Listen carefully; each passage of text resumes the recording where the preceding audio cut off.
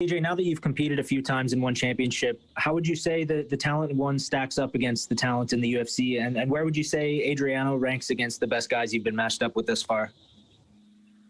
Well, obviously, like Chatri said, the talent pool in one championship is full. I mean, it's stacked. They're all monsters. And, you know, sorry, I thought somebody interrupted me. And the first 3 fights of my career in one championship were very tough, especially that Grand Prix model, the back-to-back. It's a lot of stress on the body. And when I feel like when you compare the athletes from North America to, you know, Asia, I feel like they've been doing it their whole life. Like, martial arts is embedded in Japanese culture. You know, when you look at Yuya Wakamatsu, Tatsumi Wada, and Danny Kingdad, those guys have been doing martial arts longer than I have. Right? I started when I was 16 years old. And as far as Adriano Moraes, he poses a lot of problems. Obviously, he's long. He's a great grappler, unorthodox striking. But you know, I've been doing this for a long time, and all you can do is go out there and give your best, and go out there and, you know, put on a show. DJ, Adriano gave out some fighting words. He said that he's gonna knock you out. But what's your response to that? Been in this game for a long time. I can name out a list of people who said the exact same thing. Like I always say, I go out there and fight and do my best. How well prepared will you be for April 7th? And what are the positives you've taken out of the whole situation of 2020? Obviously, the whole COVID restrictions here in Washington State, we were finally open, not fully back up, but we're slowly open back up. So in my at ANC, we were training in pods of teams of 7. So it's not like it was back in the day when we had big, you know, groups of training partners. So we selected the training partners that was going to prepare me the best to get ready to go out there and compete in April 7th. With the whole downtime with COVID, I've taken advantage of it, man. I'm a family man, spending time with my kids, getting ready for school. You know, there was a point in time when the pandemic happened, I didn't train from, I think, January all the way to, I think it was March or April or even May, just because our gym was shut down. And the pandemic hit in Washington State, I think it was 5 minutes away from our gym. So we took COVID very seriously. But, you know, we're back and running and excited for April 7th. Okay. Follow-up question for both of you, DJ and Adriano. One of the top guys in the division, and you know, has been wanting to fight you both again, is actually Danny Kingad. He's one of the top contenders in your division. What do you guys feel about, you know, giving him a rematch, whoever wins between the two of you guys? I'm sure I'll see Danny Kingdad in the future. I mean, he's a young upcoming athlete. He's with a great team, Team Lakai in the Philippines. And, you know, fighting him, I just remember he was very explosive. And he's still young. I mean, he's what, 24, 25 years old. So, I mean, as long as he stays in the game, he's always going to get better and improve. And absolutely, I mean, if he works his way back up to the top of the mountain, you know, where me and Adriano meet, I'm sure both of us would be happy to give him a rematch. Thank you, guys.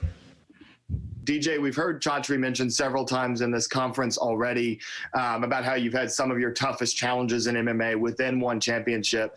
And I just wanted to ask, from your perspective, what do you think about one championship and the way that they do things has allowed that? Is it the scouting? Is it the depth of the roster? Is it the timing of the matchups? What do you think has allowed them to bring you those challenges? I think it's a handful of things. Obviously, you have the hydration testing, right? Usually when I'm fighting in America, I'm fighting at 125, so I'm fighting guys who are 5'3", 5'4", you know, in one championship, you know, I'm fighting at 135. So, you know, the athletes are a little bit bigger.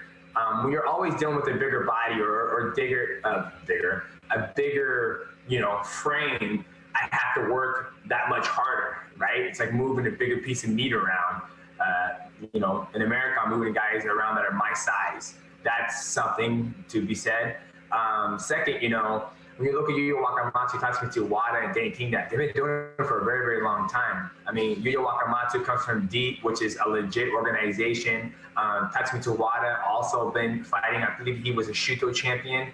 And Danny Kingdad also a Wushu champion. So these guys, you know, they've been around the sport for a very long time. And like I said, the biggest thing is probably the hydration. Is that when I fight at 125, and when you have to make that weight at 125 and then turn around within 24 hours to be able to compete at a very high level, I think I was probably one of the best to ever do it. I can push the pace while dehydrating myself and taking it to my opponents, where now nobody's dehydrated. You're fighting a bigger frame. Guys are I mean, shoot, Adriano was like 5'9", 5'10", I think. But Denki, that was probably 5'5". So just tougher guys and just bigger. Great, thank you. And then my second question is more general. You know, the barbershop debate for every sport nowadays, it's so popular to talk about who the greatest of all time is. Chatri's mentioned on this call that you're in that debate for MMA. So I guess kind of two small parts here. Number one, is that a debate that you care about? Do you even think about it? And then following up to that, with one championship, what path do you see to cement your legacy, if that is ultimately one of your goals? What do you want to achieve within one from this point until your retirement to be able to say, I think I'm the greatest of all time? Okay, when it comes to the greatest of all time talk, there's so many athletes that have accomplished so many great things in mixed martial arts. And for me, I like to keep my opinion out of it. I can't walk around and say, I'm the greatest of all time. That's something that the community has to decide for somebody. Like when John Jones is like, I'm the greatest of all time, look at what I've done. You can't just say that. My personal opinion, you have to let the community give you that praise, essentially. And for me, to cement my legacy, I have dominated, North America for 6 years as a champion. Now I'm in Asia, trying to cement my legacy over here. Hopefully, I'm ready to become a World Grand Prix champion, which is phenomenal. And to hopefully go out there and capture the flyweight belt, which I know it's not going to be easy. Adriano, who's going to bring everything that he has, his arsenal, his Muay Thai, his grappling, his length, his strength, his size. And I sort of go out there and compete. And for me, it's about having a successful career, right? Wins or losses are always going to happen. But you want to be a great example for the children, for the world, that you are going to, win fights, and you got to carry yourself as a professional, and you're going to lose fights, and you got to carry yourself as a professional. As long as you go out there and compete and give it your all, that's all you can do. And that's how I always carried myself since my amateur days, in the very beginning of my career. Great answer. Thank you, DJ. Yes, sir.